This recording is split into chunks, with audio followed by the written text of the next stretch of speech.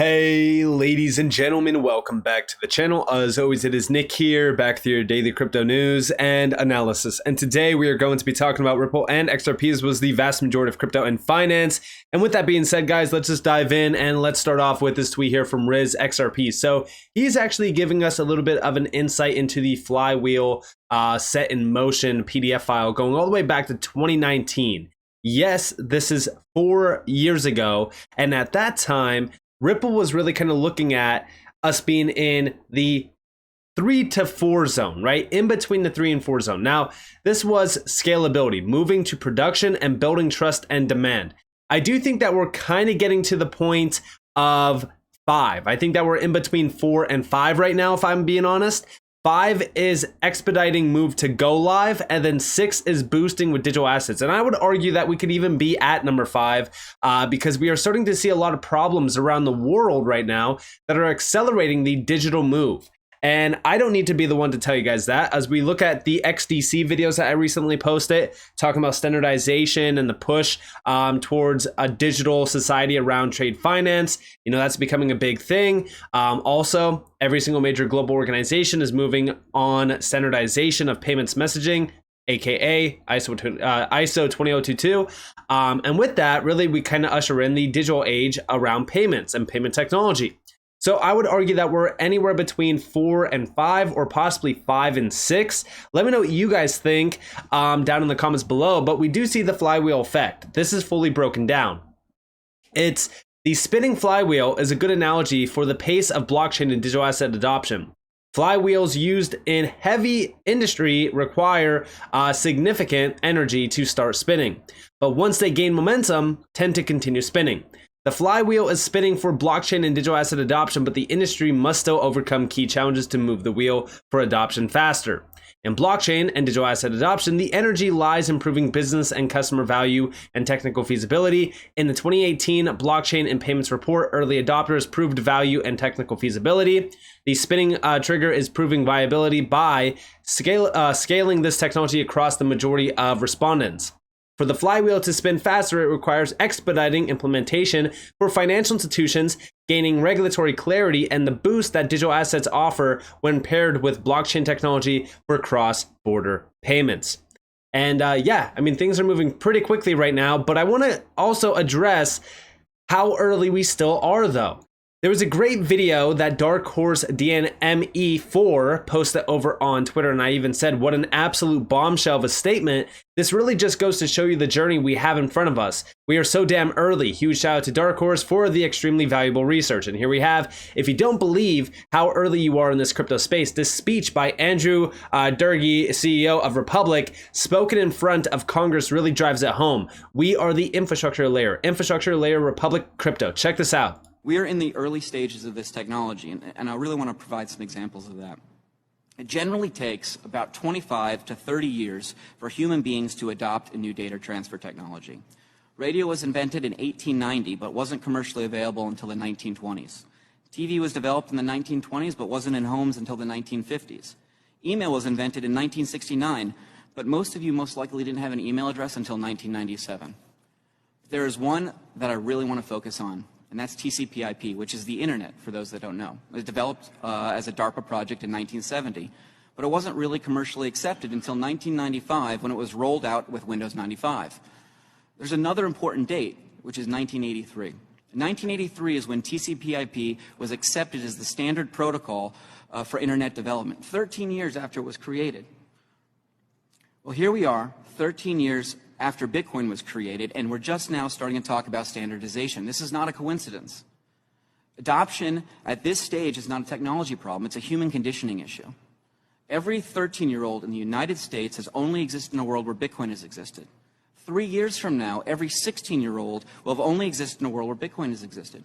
16 years old is an important date because it's generally when someone becomes interested in becoming a developer. They are the adoption layer. We here in this room, we're the infrastructure layer. It's our responsibility to create an environment where every 13-year-old American has a framework upon which they can build the next world on. Thank you, and I look forward to your questions. And, you know, this is significant, right? Because history is repeating, but I do think that this is one of the largest transformations in history. I think that this will be bigger than the internet. I think that this will be bigger than anything that we have seen so far. And it's because this is a global transformation. This is transforming whole asset classes that are worth hundreds of trillions of dollars. It's game changing. And it's only just beginning.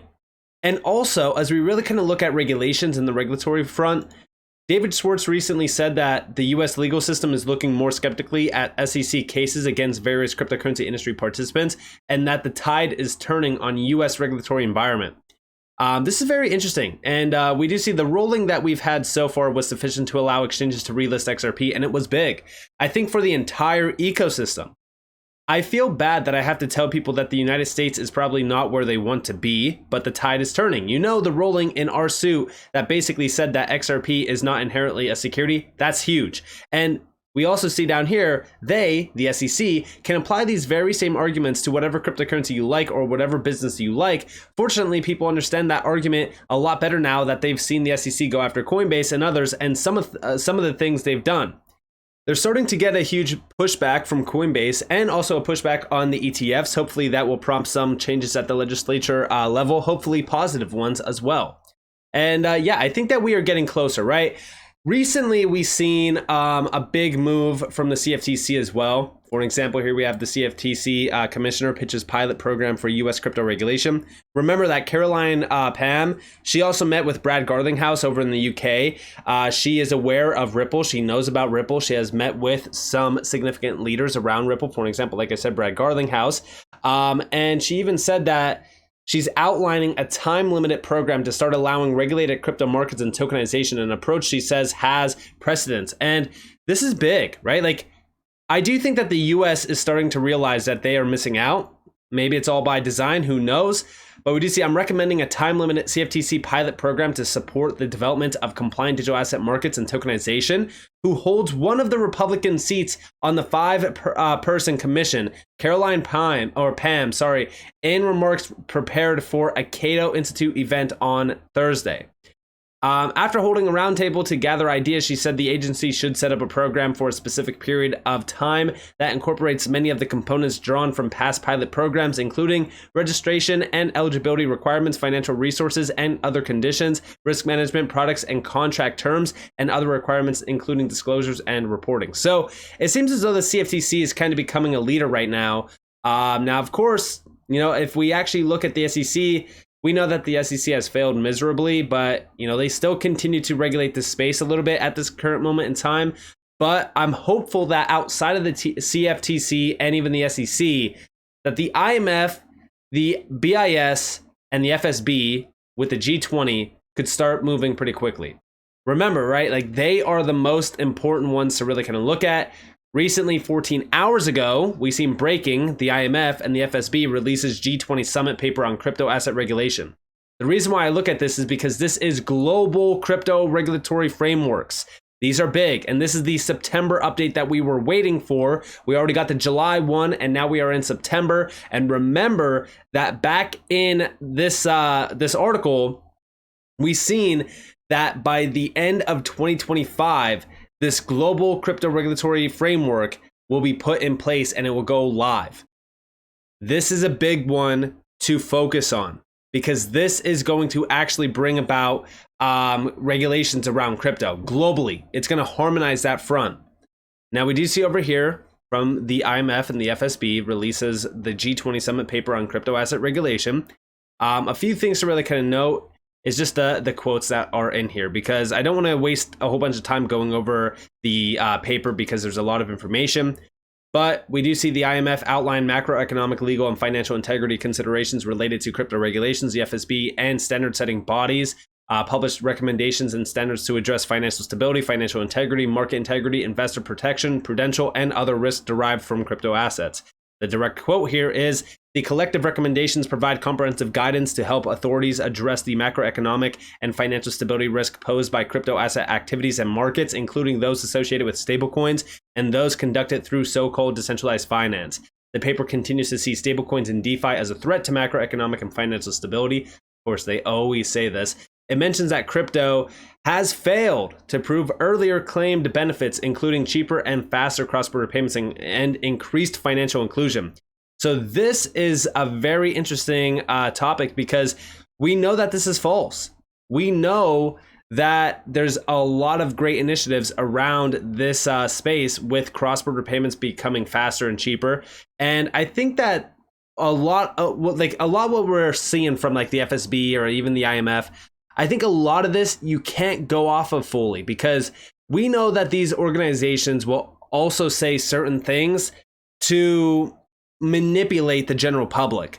To me personally, if you've been really kind of focused on these utility gems, if you've been focused on the utility side of things, we know for a fact that a lot of these benefits that they're saying that crypto has failed to prove, we know that they've proved already in the past. Maybe they're looking at Bitcoin, maybe they're looking at Ethereum, but we know other assets in the space. We know what they're capable of doing, especially around the cross-border payment sector. So I don't think that this should be taken fully as all right, well, crypto has failed, because I don't think that that is the case. I think that they're more so leaning towards the CBDC side of things.